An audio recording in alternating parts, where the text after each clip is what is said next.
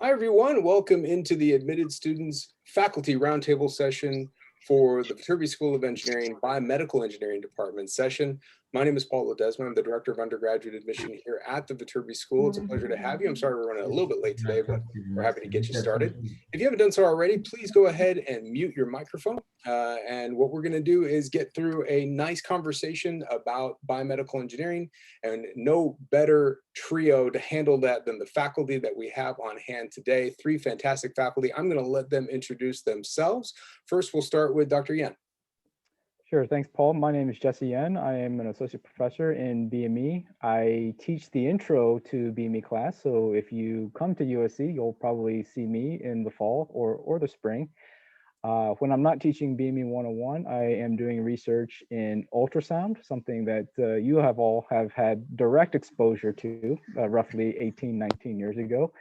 And I build ultrasound transducers. We're one of the only places, or one of the few places in the country that build the transducers. I work from, that's the part that you put on to the patient, and then all the way to the image processing or image formation side. Also do a little bit with using ultrasound for therapeutic purposes, and I can talk about that more if there are any questions about that. Great. Dr. Finley. Okay, I'm Stacy Finley. I'm an associate professor of biomedical engineering. I've been here at USC since 2013, and my research has to do with mathematical modeling. So we build mathematical models to look at reactions that are happening inside of cells and interactions between cells, with particular applications in cancer, and also we have some work in diabetes. And the class that I teach is a technical elective, although it's a requirement for students who are in the emphasis on biochemical or bioengineering in cellular and molecular bioengineering. And it is on mathematical modeling. So I literally teach the class about the work that we do. And usually students are in their junior or senior years when they're taking my class. It's BME 430, and it's called Principles and Applications of Systems Biology. Thank you very much. Dr. Terweek. Hi, I'm Jenny. I've been at USC as an assistant professor for a few years now, so I'm pretty new to the department. I came from training at Caltech as an undergrad and then as a postdoc, so I didn't have to move too far. I love California, as you could imagine, so that's one perk of coming to USC. The winters are very tolerable. Here at USC, I do a couple, I have a couple separate research thrusts. One of them is viral vector engineering. So for those of you who have heard, for example, the J&J vaccine, that's based on a adenovirus vector to deliver the spike protein. And so I sort of engineer those kinds of viruses that would have therapeutic applications in, vaccinology or gene therapy applications. And then sort of along those lines, I also do lots of imaging of the brain, take pretty pictures of neurons, and look at pathways related to, for example, stress disorders or sort of emotional dysregulation. As such, I teach a sort of computational neuroscience class, both at the undergrad and graduate level. And then I also teach electives. So for example, this year I'm doing a viral immunology elective. That's great. Thank you so much. And for all of our students that are there, welcome again if you just joined us. This is how today's session is going to go. Dr. Monique Ballard is the you wouldn't mind going to mute that microphone for me? I would appreciate that. Thank you. We are going to discuss the department. We're going to discuss the discipline, the curriculum, everything about it. I'm going to lead the faculty in a couple different questions that I know are on your mind. And then toward the latter half of the session, I'm going to open it up to your Q&A. If you wouldn't mind, we would love it and encourage you to turn your cameras on if you feel that that's appropriate for you. It's by no means a requirement, not at all. Don't feel any pressure, but we love human contact. We miss human contact. We would love to see you, and it's a great way. And I see so many of you that have already turned on your cameras. Eduardo, Caroline, Taylor, Elizabeth, Nancy, Samantha, I see you. Good to see you. And Eduardo coming from Gardena, right? The exotic city of Gardena, right? That's right. So we just talked to you the other day. So good to see you again. Thanks for joining us. So here's the first question for our faculty. And just for the time being, students, just hold your questions. We'll have plenty of time toward the end to get to your questions. Open question, but maybe we'll start with Dr. Yan to kind of kick it off. And please, others jump in, Dr. Finley, Dr. Tweek. What the heck is biomedical engineering? If we come from a high school student perspective, we've taken biology classes, we've taken chemistry classes, we've taken math classes. We're thinking about this thing called biomedical engineering. We've heard all sorts of stuff. Please enlighten us. What is this thing we're about to get into? Yeah, so that's the first question we ask in BME 101, and we try to spend all semester trying to answer that very question. So handle it in just a few 3 minutes, right? You can of course do that, right? Yeah, it's easy to answer.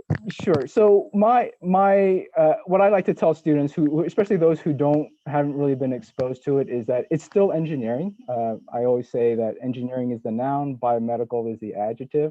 So engineering gets the emphasis, and we still use hardcore engineering principles, but we apply them to solve problems related to health, to help us understand how the human body works. But it comes from, again, the strong foundation in core engineering principles. And the engineering principles wouldn't be too different from what you might be learning if you were a chemical engineer, an electrical engineer, or a mechanical engineer. But you see how they are applied to biomedical scenarios. And it's also one thing that what distinguishes, or at least what I think distinguishes a BME from, say, a mechanical or electrical, is that the BME is thinking about all these issues. And for any given problem, there is going to be most likely a mechanical issue. There is going to be a chemical issue. There could be an electrical issue. And the BME has to be adept at trying to handle all these things. So all these things that you've learned in high school, physics, biology, chemistry, math, they all collide in BME and in very surprising ways. And they continue to surprise even me, being in BME for so long. And that's part of the fun and the excitement and the challenge of BME. So other people might have different definitions, but that's how I like to explain it. Any other thoughts, Dr. Finley, Dr. Tweek? Because it is such a broad discipline, it applies a lot of different places. Or we covered it? No, I think Jesse did a great job. Obviously, engineering in general is applying science and common knowledge also to answer questions, to do some problem solving. I also like to think about engineering as a very creative process, right? Because in answering a question or solving a problem, you may have to design a new technique or a new device or a new mathematical model. And so in this case, we're applying those tools and approaches to answer questions related to human health and disease. So absolutely all the things that Jesse said in terms of like the biology, the chemistry, the physics, the math, all coming together is what we deal with every day. I'm going to go a little off script here. Given that what you all just said, what got you all interested in this field? How did you find yourself here? What was exciting about it then? What keeps it exciting for you now? Maybe Dr. Tweek, we want to start with you. That's okay. No, I think it's the idea of, for example, I started as a chemist, and I loved doing chemistry. I was good at it and I loved it. But at the end of the day, I wanted to do more than just make complex molecules. I wanted to see how those complex molecules could be applied as a therapeutic. So there was this sort of aspect of, as people have said, you want to solve problems with it. And so that's sort of what, I sort of also really like neuroscience. I like the idea of making compounds that would perturb neural circuits. So that's why I sort of moved more into the neuroscience aspect. But yeah, at the end of the day, what sort of drew me to a sort of more engineering-esque field was the idea that I want to look at the real world applications to what I'm doing in lab and not just sort of do something and call it a day and then move on to the next project. Right, real world stuff. Mm-hmm. Yeah, for me, it was a question of impact.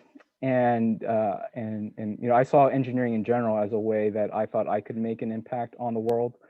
And I could have chosen computer science, or I could have chosen electrical engineering, but I felt that BME would be more more impactful, where I could say, oh, that device I made, that's getting implanted in a person, or we're using this imaging system that I helped develop to image this kind of condition. And so, not, I'm sure everyone here, of all the people that are here, I'm sure there's very few of us who are getting ultrasounded today, but when we need it, and it's important that it gets done well, and that we have good technology and equipment to do that. And so, again, for me, it was where I thought I could make the most impact, not necessarily in terms of numbers, but in terms of improving human health, and the impact on human health was what drew me to BME. Yeah, and I'll just add, I think my track is probably similar to Ginny. I'm a chemical engineer by training. So my bachelor's degree and my PhD are both in chemical engineering. And so I was looking at chemical reactions and like heat exchangers and like hardcore chemie tools and approaches. But again, I wanted to think about it more from the perspective of how it could influence human health and disease. And I wanted to maybe use our mathematical modeling or look at biochemical reactions in the context of some disease state. And then how can we alter those, or how can we better understand what's happening so that we could understand cancer growth or some other pathological setting. And so I moved into biomedical engineering when I did my postdoc at Hopkins. And then when I was applying for faculty positions, biomedical engineering was just a natural choice for me. So I think I'm a BME in disguise because I'm really like a chemie at heart. But that's great. Can we talk a little bit more about the curriculum? Going back to this, like, what's BME? Well, then the next logical question is, what am I going to be doing? Can we discuss the kind of the arc of courses that students will find themselves in, starting with maybe 101, Dr. Yen, and kind of moving through these specializations, the types of classes we'll take, and yeah, even helping to understand what's it like taking a BME class, a college class. Yeah, sure. So BME 101, we try to cover as much of BME as we possibly can in 15 weeks. Again, given the breadth of the field, that's very difficult. But what we cover is, or sort of a running theme in our class is what we call conservation principles, where we know that no matter what we do, there's this law of conservation of mass. So mass cannot be created or destroyed. Which is a fundamental principle that chemical engineers use. We go into Newton's third law, which is a conservation of momentum statement. And then we work with a little bit of circuits, and we deal with Kirchhoff's current law and Kirchhoff's voltage law. Those are also conservation statements. So all these ideas and sort of what I call the OGs of scientific principles, we show you how they are used in BME. And we apply them to biomedical scenarios, and we do these units on mass, charge, and momentum. We have also a lab component, where the lab components, the first, say, half of the semester, we do labs using MATLAB. So we think it's very important that you have some sort of background in programming or computing. So MATLAB is used in many labs on campus, and so we think it's a very useful tool. And then you'll also use it in some of your later classes. So we get you some exposure into MATLAB. The second half of the semester, we do some more hands-on type labs, where we work with Arduinos, which are these little computer-controlled circuit boards that allow you to connect up different sensors. We have labs that deal with temperature sensors, force sensors, and a number of other things. And then there's sort of this culmination project where the students just finished this. They build a heart rate monitor, where it involves building some circuits, modifying the Arduino, and then analyzing their data in MATLAB. So sort of what I would call a mini capstone project, where they integrate many of the ideas that they've learned in lab and in the class all into one lab. Also, in 101, I've also introduced a few new labs directly related to COVID. And so the heart rate monitor being one of them. We also do a MATLAB lab that models the spread of disease. And just this semester, we did a new, it's not really a lab, but we had some guest speakers come in to talk about the FDA and the FDA process. And they've been in the news quite a bit. So that's, in a nutshell, BME 101. That's very cool. Even if that was the whole curriculum, that'd be really cool. That's just the first class, which is a nice overview. Can we touch on some other elements that may be also in the curriculum as they move through the undergraduate years and where they find themselves?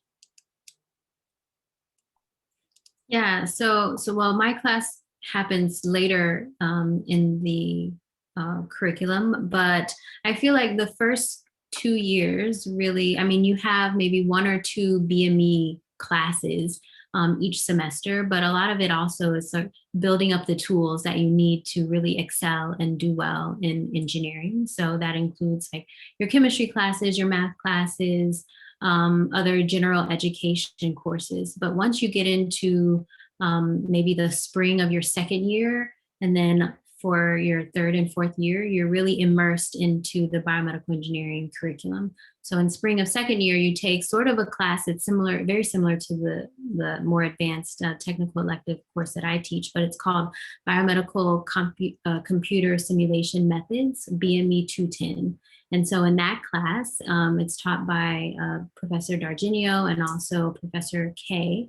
And they go through different ways in which you can use computational simulations and mathematical analyses at different scales, right? So in my class, the BME 430, it's only focused on intracellular processes like signaling or gene regulation, metabolism.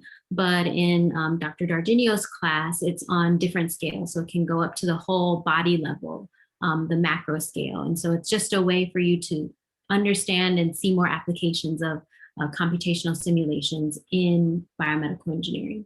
And then when you're getting into your third year, right, you're taking like the stats methods and BME, and then you're really getting more into your anchor, your core biomedical engineering classes. So that includes some electronics courses and also physiological systems, signals and systems. So a lot of things, right? This is all sort of just word soup right now, but you start to really hone in on how to use physics and chemistry and math to answer questions that are specifically related to medical devices or other, applications in biomedical engineering. So that, and then also, right, the tissue engineering course, biomaterials and tissue engineering as well.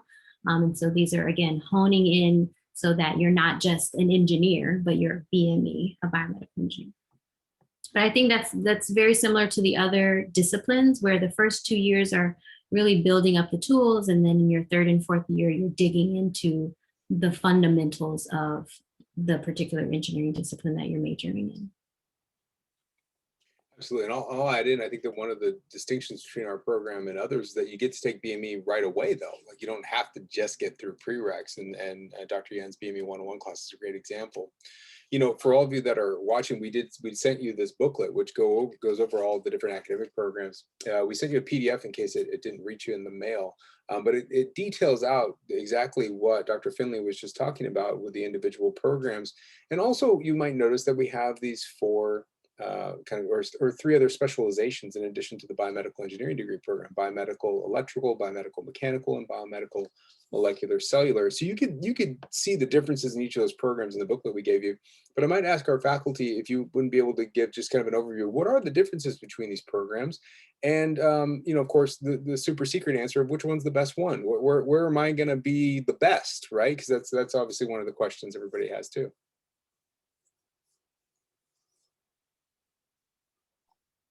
Well, so my course is in the cellular and molecular bioengineering track. And because you went first, it obviously means it's the best. It's the best, obviously. You have to speak up.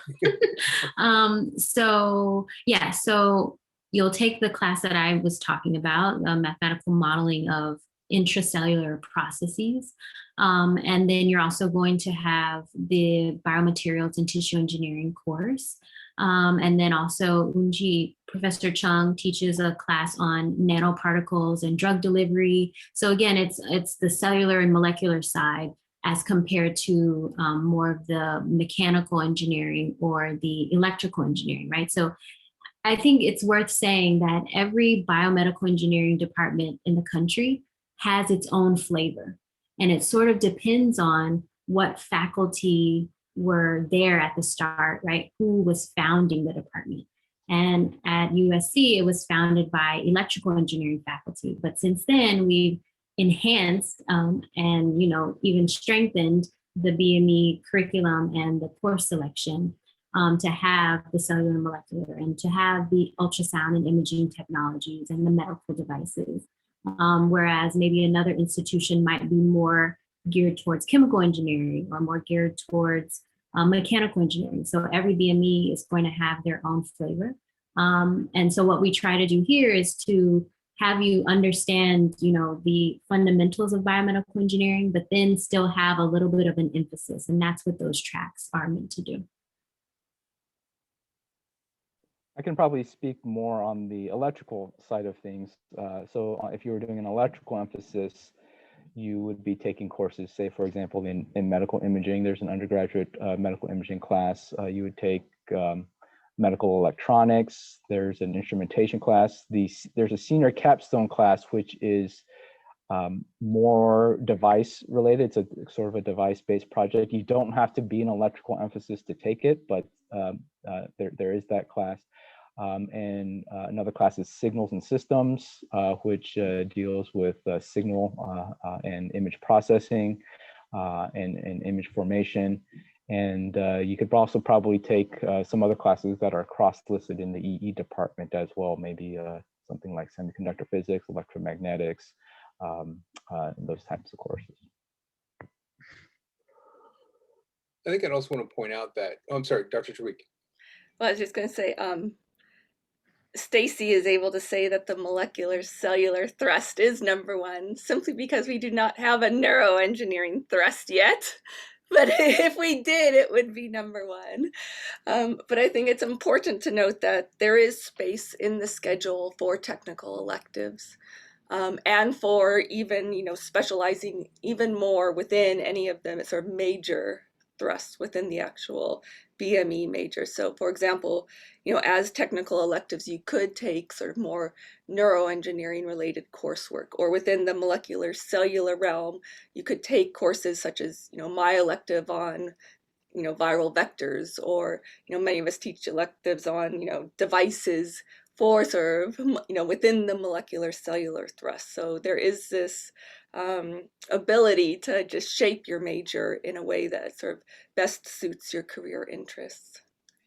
Thank you for that. I also want to point out, the spoiler alert to this whole thing is that none of this matters. When you're going through your degree program, specifically after you get through Dr. Yan's 101 class, you tend to have a much clearer sense of what sounds exciting to you.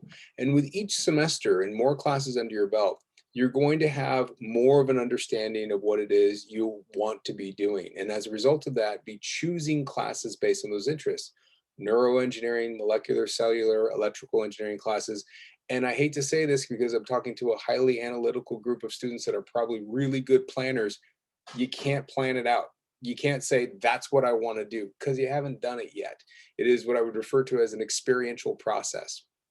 Think of it as there's a lot of fog, and as you keep going, you start gaining knowledge that clears the fog away, and you start seeing exactly what you like and what you don't like based on classes that you take. So trust our faculty in that they will guide you through this process. And at the end of the day, these specializations aren't like you have to choose a door. You're in biomedical engineering. If you want to just have a biomedical engineering degree, you can, because maybe you want to take an electrical class here, a neuroengineering class there, a molecular cellular engineering class there. As a biomedical engineer, you can do that. You have flexibility. Don't feel like you're getting yourself locked into a tunnel. We're going to help you figure these things out. And if you haven't noticed from our faculty bios, you will continue to change your mind of what you want to do even after your undergraduate degree program. This will keep evolving and changing with your interests and your ideas and the real world problems that you're going to want to be solving. So don't put too much pressure on yourself. Let's just focus on, do I like biomedical engineering? And that's what we're going to get you started on and get you down that track. So don't worry about that too much.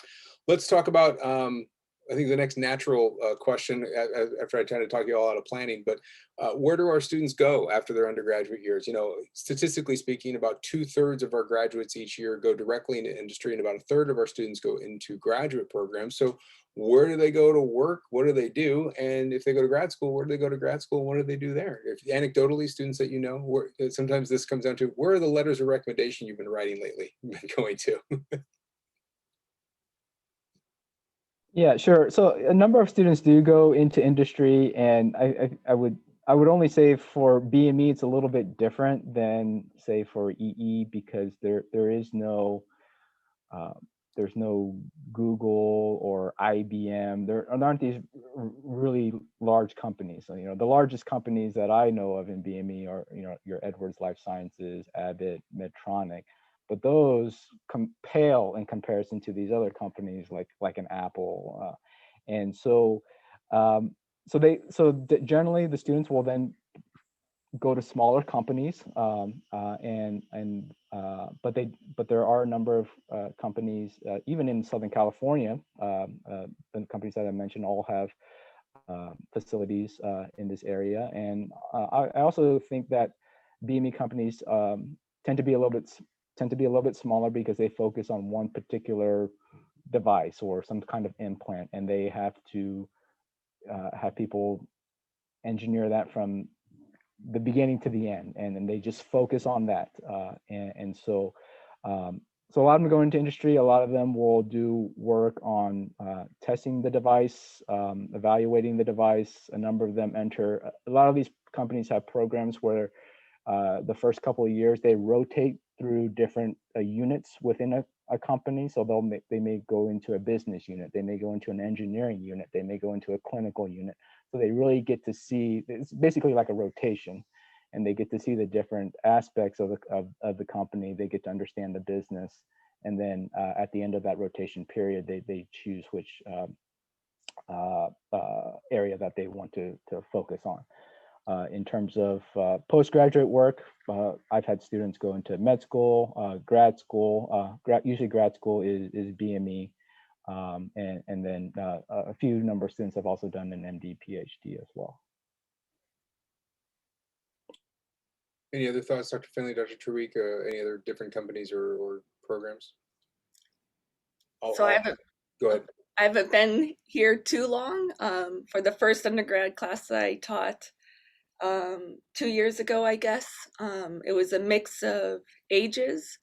I stayed in touch with lots of the sort of very top performing students in that class. For most of them, like sort of 8 of 10 of sort of the people I stayed close in touch with, often, you know, through rotations through my lab, they went to med school. So I wrote lots of med school letters this year for them.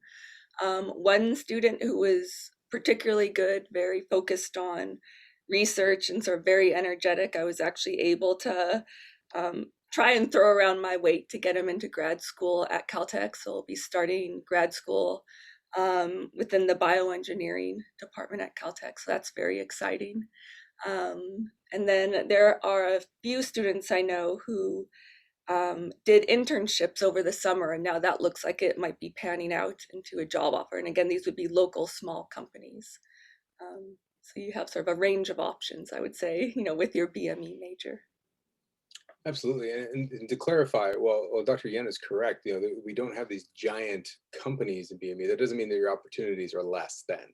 It's just that they're different types, and sometimes companies you hadn't heard of. But to highlight some of the companies that Dr. Yen talked about and add a few more, Baxter, Edwards Life Sciences, Johnson & Johnson, LifeScan, which is a Johnson & Johnson company, Medtronic. You've got a number of other like GE healthcare consulting companies, rehabilitation centers. There's a number that then you get down to the smaller devices that are out there. And also keep in mind, an engineering degree, maybe you want to go into a field that is just kind of a use of problem solving. And so a lot of students, regardless of discipline, but also the biomedical engineers, will go into technical consulting jobs with companies like Deloitte or Accenture or PricewaterhouseCoopers. There's all sorts of options. So don't think that you are limited by any stretch of this imagination. Sometimes students have this false notion that a certain degree is more limiting of your capabilities in the future, and it isn't. Keep in mind, do the things you want to do, and you'll find the path that we'll get to. Would you all mind touching on research in the department? What research is going on in the department? Maybe some examples of research that you might be conducting. We touched on it a little bit in the past, but maybe we could talk a little more broadly about what's exciting in biomedical engineering right now. What's the future hold for us? I don't want to call on anybody, so I don't want to put you on the spot. Well, I can start off. When I first started at USC, I was just getting the lab up and running and recruiting graduate students. And so I had the great fortune to have some amazing undergraduate students come into the lab. And they were the first authors on papers that came out of my lab. So we've been doing mathematical modeling of cancer cell behavior and tumor growth, just looking at what's happening in individual cells, looking at what's happening at the tissue scale, so how tumors are growing, and then also at the whole body patient scale as well.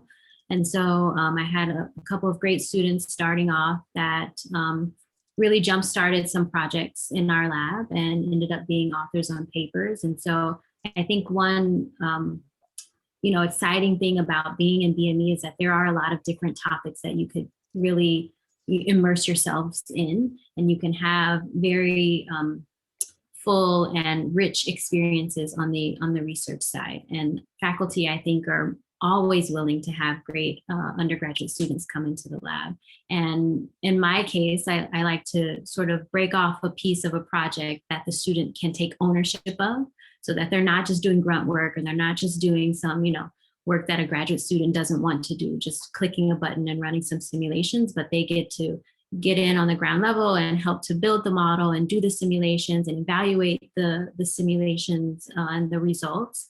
And so I think that's something that you can certainly advocate for, is trying to dig in and do a project. And also just remember that it takes time, right? You have to learn whatever system, whether it's experimental work or modeling work. You have to take some time to learn what that is. So you're not going to be able to make an impact in just one semester. I think it needs to be a longer term investment of your time, but there are opportunities for that, for sure. Yeah, and sort of building on what Stacy is saying and what Paul said earlier about research, I always recommend students to do a research experience, at least for a year or so. Paul earlier was saying, as you go through, you'll figure out what you like and you don't like. I think doing research is a great way to do that. When I started off, I did research on cell adhesion as a freshman, and I didn't really like working with cells, so I figured that out pretty early. But I liked imaging the cells, and so that clued me into. And I never would have thought as a high school senior that I would like imaging, but that's how I figured out that I wanted to do some kind of imaging. And so in my lab, well, we work on, we do a lot of building, we do a lot of instrumentation work. We have a focus on cardiac imaging. We're trying to image anything from mice to humans. And I try to give my students a breadth of experiences, both on the experimental side and on the simulation side, so they can also figure out what they like and they don't like. And you're not going to like everything. And again, that's part of the process. And these are some of the things that you may not learn necessarily in a classroom setting. Not that classroom settings are bad, but you just learn how to think differently and work differently and approach things differently in a research setting. But I think that will really help you figure out what path you might be taking in the future. Great, thank you very much. So fair warning to all of our audience, get your questions ready. I only have one more question, then I'm going to turn you loose to ask your questions. So we're going to get your questions in the chat, or you can raise your hand when we're done with this next question. So for our faculty, these students have been admitted, obviously, to our program, and we want them to come, but they've also been admitted to other fantastic programs around the country. Why should they choose to come to USC over these other top schools and programs?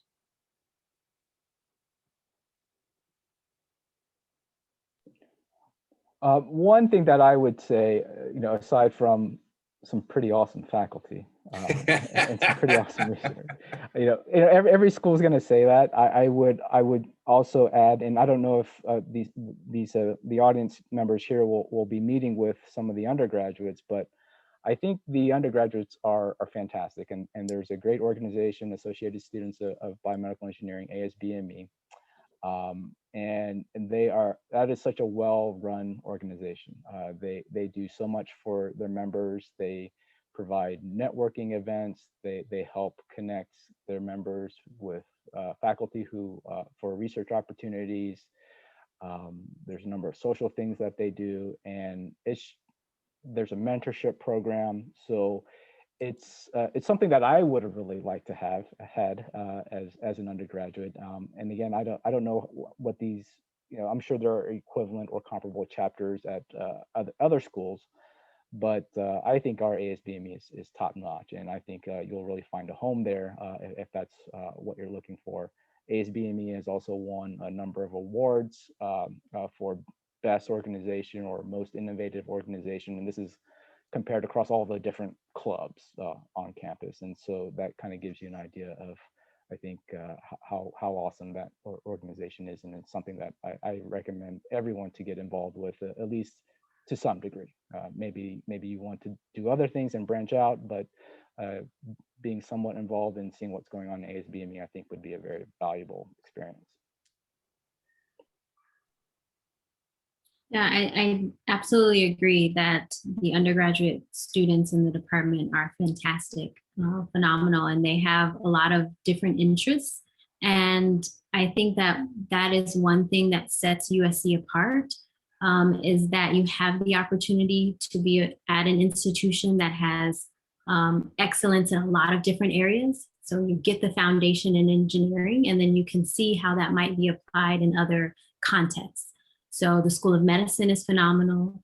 The School of Cinematic Arts, right? If you're thinking about applying some of the modeling tools or other technologies that we can make in engineering and apply them in cinematic arts, that's also great. There's the Iovine and Young Academy that has to do with arts, technology, and innovation. So it's like this cross-section and intersectionality between a lot of different approaches and tools and perspectives that can then impact, right, the biomedical engineering side. So you get that enrichment of your education in engineering, and then can see how it might be applied in other settings. And there aren't many institutions that are equally strong, for example, in engineering and medicine and arts. And so I think that is one another compelling reason to select USC.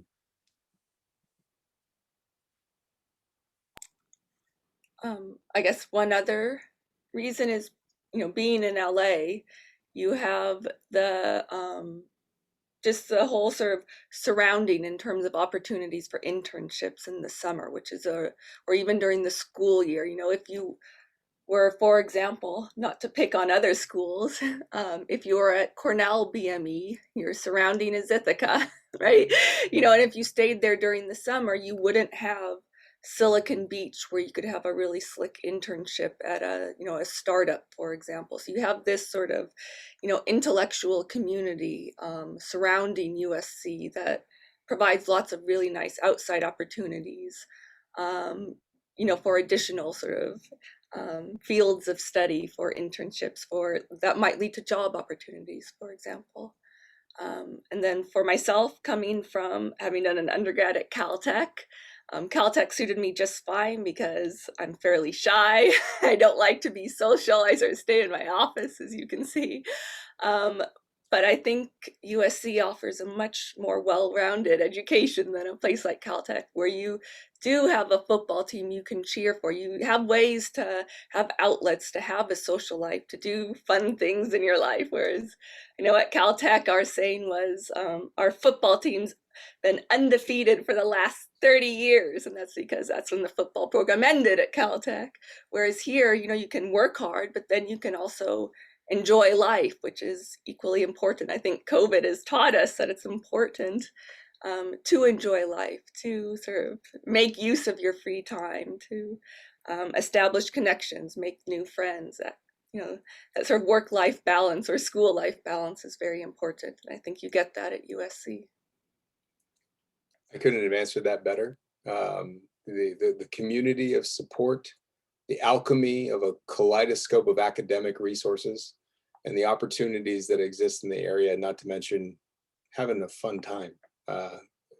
What a great summary by the three of you. I'm going to take that recording and put it in everything that we do. That was perfect. Okay, y'all, this is your Also time. the weather. The weather is Well, that's right, the weather. We get back to the weather. can't stress that enough. Yeah, absolutely. This is why I'm here. I cut to today where I was freezing because it was 60 degrees and cloudy. All right, I'm a wimp when it comes to weather. So y'all, this is your time. This is your time for questions. Get your questions into the chat, or you can use the raise your hand feature and I will call on you. You will then unmute yourself. And Taylor coming in strong with the hand. I always can rely on Taylor. Hi. Hi. Okay, so my question for you guys is, as I finish my high school, sorry, I typed them out on notes as you guys were talking. Hey, it's good. As I finish my high school career, what can I do from now until the fall semester starts to just prepare overall for the BME curriculum? Right. I'm going to start this one off and I'm going to let them jump in if they have any different advice. Nothing. This is your last summer to enjoy doing nothing before they're going to give you all this work for the rest of your time. Enjoy this summer, okay? Like seriously, sometimes this takes a different tact, and we've gotten this at different faculty sessions, which is, how do I know I'm ready? We wouldn't have admitted you if you weren't ready. And so you have the prep, you're fine. So that's my best advice. And if you want something to do, my best advice is go get a job. Go get a job and bring some money, because you might want to spend that money. And that's my best advice. Now that's my personal advice across the board. Faculty, I saw you nodding a little bit here, but any other thoughts on this? Also, when you ask faculty for homework, they're going to give it to you. So you just did that, by the way. I agree 100%. Yes. So Taylor, your homework is to relax, and I expect a full report on the first day of class on how you relaxed over the summer. I agree with Paul. If you've been admitted, you are qualified. I would definitely say for 101, first couple of weeks are a bit of a review. I'm expecting everyone to have had a good summer and not be thinking about engineering calculations or units or anything like that. And so we'll ramp you up. But that's my expectation, at least for my class. And so, yeah, like Paul said, this is one of your few summers where you can really relax. And so I encourage you to do so. All right. Our next hand up was Caroline, and then I'm also going to get to the chat questions. Caroline, how are you? Where are you zooming in from here? I'm from Pittsburgh, PA. Yeah, so it's almost nighttime, which is a little darker in here. And I'm envying the weather. I cannot wait to go to USC for the weather. But yeah, I mean for other things too. But my best friend from Caltech lived in Pittsburgh for a bit while at Carnegie Mellon before, and after the postdoc, she was like, "That's it," and now she's at UCSB. So there you go. it literally snowed here yesterday. Like it snowed. That's right. Yes, I've been hit with a whole winter. I'm sorry, I'm complaining about my cloudy 60 degrees. That's my equivalent. Is cloudy 60 degrees is snow. That's warm for us, but yeah.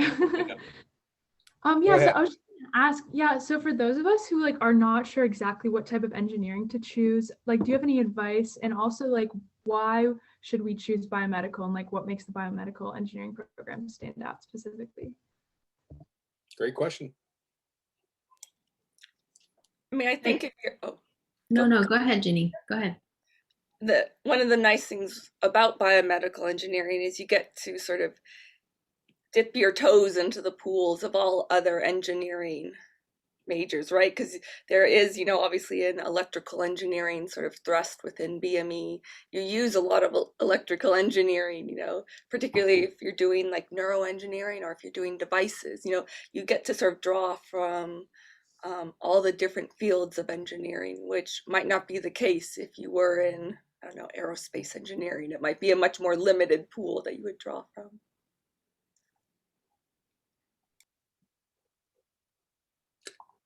I think that at risk of asking them to repeat themselves, it's kind of a lot of what we talked about, which is like what got them excited. If we go back and if you want to watch the recording again with that lens, I think there's a lot of information there.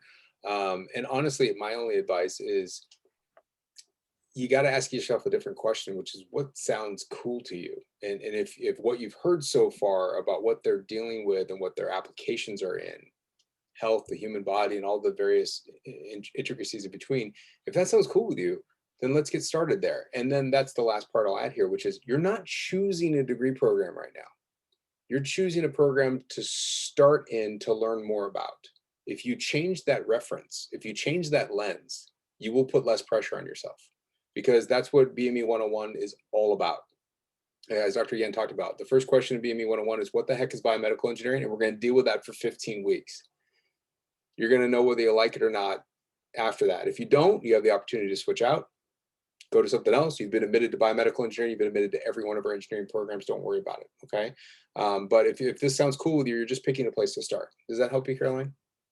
Yeah, thank you. And kind of like a quick follow-up question, if we want to change the degree program that we start in, like just change to a different, like I know you don't have to choose definitely which one, but if you want to start in a different one than what you were admitted to on your application, how can we do that, like before the school year starts? Absolutely. That's all built into our orientation process. And so you have nothing to worry about. There is no formal process for this other than just letting us know. And you will do that during orientation. As a matter of fact, one of the emails you get when you go through orientation is, are you still interested in what you put down in your app? And because we know a good number of you already changed your mind, don't worry about it.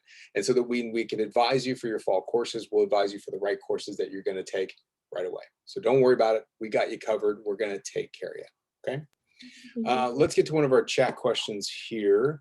Tara asks, how soon can first-year students get involved in research, and are there labs that want to take first-year students? I think we touched on this right away, which is you can get involved as early as possible, and let's just reach out to faculty. But I'm going to let you all jump in as far as first-year students getting involved. I have a first-year student currently doing research with me. So yeah, as early as you want. I had roughly I think 5 undergrads who started doing research with me on site in a lab before COVID hit. Regrettably, with COVID, that sort of sent the undergrads home. And so most of them had to pause with what we had planned, because we had planned to do actual, lab experiments where they would be doing, lots of imaging of neurons, in tissue preparations, and lots of sort of, really cool, like sort of hardcore experiments that undergrads would get to do. However, one of the undergrads who was originally going to sort of learn wet lab work had a fairly strong background in programming. She's sort of following the electrical engineering track within BME, and she had taken my neuroengineering course as a sophomore, had done very well. And in that course, I have sort of had problem sets where I'd give them real data, like from from sort of my postdoc, and they had to analyze it. And she really liked that. And so as soon as they were sent home with COVID, she asked if she could have real data from my current lab to analyze. So she started doing that right away last spring. And the project has gone so well that she sort of needed to bring on help. So then she recruited a freshman within the major, a freshman who had started this past fall and who had come in with some background in programming. And so then I took on that freshman. So now I have the 2 of them as a remote unit working on a fairly challenging data set where they are analyzing neuronal recordings. So you can start very early as an undergrad. I think it's very valuable to have that experience. It can not only shape your time at USC, but also shape your career pathway. So as an example, I was originally going to be an investment banker. I had triple majored at Caltech, with one of them being economics. I had signed on at Citigroup. That's what I was going to do. But the whole time I was an undergrad, I was doing research with a professor who's actually here now. So Rich Roberts is a chemical engineer, moved from Caltech to USC around the same time I graduated from Caltech as an undergrad. And it was because of my research experience with him that, I really loved research. I didn't really necessarily like classroom work, but research I thought was great. And he changed my mind. He said, my senior year, are you sure you want to go to Citigroup? I'm like, well, it sounds good. He's like, no, you should go to grad school. And so that was the deciding factor, was my research experience. and having a mentor who, cared about me becoming a scientist. So get involved early. It's very easy. Shoot a professor an email saying I'm interested in research, and they won't ignore you, right? They'll respond, and you can get a very influential research experience starting from early on. And it's good to know, because you could decide, man, I hate research, I hate BME, and then you have time to transfer to a different major, right? So you can change things up, and it's just a nice sort of data point for you to have.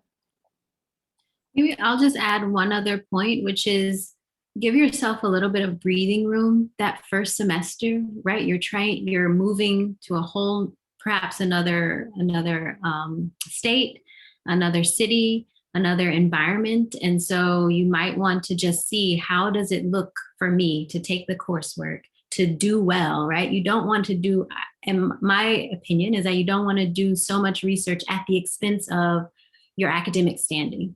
And so I think that's something that you have to sort of figure out from that first semester is, what does your time commitments look like? And can you add on top of that some research experience or to work in a lab, right? Because you want to be able to do well in the things that you are involved in. It's an excellent point. Many people don't like me saying it, but you all have plans for what you want to do in college. You will change those plans based on how you think you're doing in any given day. And you don't know that yet. College is a giant buffet with too many things to choose from. And you're going to make hard choices about what you like and you don't like. And you'll get through it, and we'll help you figure it out. And also, this is a bad audience to say this to, but you're dealing with faculty who love research, who became faculty. It's entirely possible that you won't like research. That happens a lot. People come out of high school saying, I got to do research, I got to do research, I got to do research. And then they're like, I'm good. Because you realize also that hands-on work is actually in your classes, and maybe that's all you wanted. And that's a difference between what you're doing in high school and college. So just keep that in mind and know that all of these are opportunities for you. Paula, you had a question. Paula Gonzalez? Hi. Yeah. Can you hear me? Sorry, Yeah, we're good. A little laggy. Okay. So I was just wondering if you could touch a little upon like prosthetics, and not really just like artificial limbs and like implants, but maybe more towards like the neuro prostheses and like, I guess like, yeah, just like the cognitive route.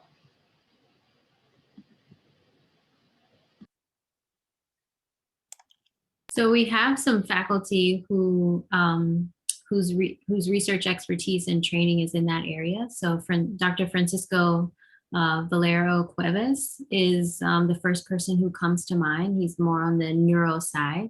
But then also Ted Berger and Dong Song, who's sort of part of Ted's lab, but is also starting his own lab now. So there are definitely faculty who have expertise and excitement in that area. So I would just suggest that you look at their websites and see what you might be interested in. There's, I think, a nice, again, intersection between biomedical engineering and neuroscience. There's the neuroscience program that some of our faculty are also affiliated with. So that might be something that would interest you as well. Great, thank you. I'm going to try to get through these text questions as quickly as I can, and then faculty, please jump in if you want to add anything to this. This one's a hard one, but quickly, is there one thing that makes a standout student in BME? I mean, what makes it, I don't think it's relative to BME, but other than someone who works hard and engages, I would guess engage, talk to you, and not just be the lonely, the quiet person in the classroom. That's one thought I've heard a lot from faculty. Any other thoughts on standout? And I don't know what standout means, to be honest with you. No. I would say for me, just the students that really come to my mind are the students who ask inquisitive questions. So they try to probe into the material, and they ask questions like, well, what if I did this, or what if this variable changed, or what if we added this term, and so those kinds of what if questions I think are really at least to me, indicators of what I would interpret as a standout student, because they're looking to go deeper into the material, and the material always goes deeper. What we teach, even in our senior level classes, is there's always more underneath, and so the students who are looking for those answers, or have more questions for us. Those are the kinds of students that stand out to me. Yeah, we talked about this a little bit in our keynote. I hope you all joined our keynote. If not, go watch that recording. But who's successful after undergrad? It tends to be a correlation to engagement. And we talked about involvement in student organizations, design teams, knowing faculty, being involved. It's more than just taking classes and getting grades. It's about doing stuff as part of the community. And engaging in why you should come to USC was community and the alchemy among academic areas and the opportunities. Those are all levels of engagement. For spring admit students, you're asking questions about your spring semester. I don't think do we offer BME 101 in the spring, or is that just fall only? BME 101 is offered every semester, and sometimes twice. And we have 2 sections in a semester. So last few years, there have been 3 sections per academic year. There you go. So you can take 101 in the semester, and then the spring admit, it depends on what classes you take in the fall and your high school background. I can't say in general what exactly happens in your spring semester because everybody come in with slightly different levels. And so, but it'll be relatively, you get started with BME 101. Animesh wants to know what's wrong with USC BME. What's the least positive thing? And so good luck with that question. The traffic. The LA traffic. So we took the reverse of the LA weather, Dr. Truick, is you get the LA traffic. Let's go into this next one. There's an answer. Animesh, I can't answer your next question. I cannot guesstimate how many BMEs went to consulting companies because I would be wrong. No matter what I would do, I would be wrong. And just know that all these opportunities await you. Taylor, you get the final word. You have your hand up again. So close us out with a good question. No pressure. Okay, I was just going to ask if the faculty, like I've been reading about the grand challenges and just how students could get involved in that and just the overall idea of them. It looks pretty interesting. I just wanted more information about it. Yeah, I think the National Academy, the NAE Grand Challenges program, the Scholars Program, it's embedded in the fabric of the Viterbi School of Engineering. And so I also wanted to mention earlier when Paula asked about opportunities or thinking about other majors. So another chance to learn about other engineering disciplines is through the Freshman Academy class, which is offered the first semester that you're here, where you get to learn about each of the disciplines. And when I taught Freshman Academy, and Jesse gave me some advice in this respect too, it's like I used the framework of the National Academy of Engineering Grand Challenges as like the starting point for our conversations, right? So to think about what are the questions that are outstanding that could have a huge societal impact, and how can engineering be brought to bear to answer those questions. And so that's just one example where I think that the Grand Challenge is really embedded in the fabric of what Viterbi is. And it's within each discipline, but then also more overarching the Scholars Program. And Dean Yortzos is wholly committed to that. And I think you'll hear that if you were to talk to other faculty or staff members as well. And so if it's something that you're super interested in, I think that this would be a nice place because of the emphasis on that in the courses and then also in the Scholars Program. Absolutely. Definitely in the fabric. And for you as an undergraduate, that Freshman Academy class will start to introduce you to those problems. And then if you are interested in pursuing them as part of your undergraduate degree program, that would be joining or getting involved in the Scholars Program, which would be kind of tailoring your undergraduate experience to be named a Grand Challenge Scholar at the end of graduation. So it's not like something you join necessarily. It's just kind of part of your undergraduate thematic element, if that makes sense. I want to be respectful of our faculty's time, and I also want to be thankful for them. So first, let me thank you all, Dr. Yen, Dr. Finley, Dr. Truick. Thank you for taking time to speak to our admitted students. I just saw some questions come in. I'm sorry, we can't answer them. We got to go. It's been an hour. I appreciate it. You can feel free to email me via admit@usc.edu. We can get back in touch with you, or just reply to any of the 10 I sent you this week. I just sent you one in the middle of this session. I've been multitasking. So we have our big AMA Q&A next week. That's what I invited you to. So make sure you check that out. And for all of you for joining us, thank you so much. We're so excited. We really hope that you choose to come join us here in this next year. Thank you for being here. Have a great night and fight on. Thank you. Thank you. Thank you.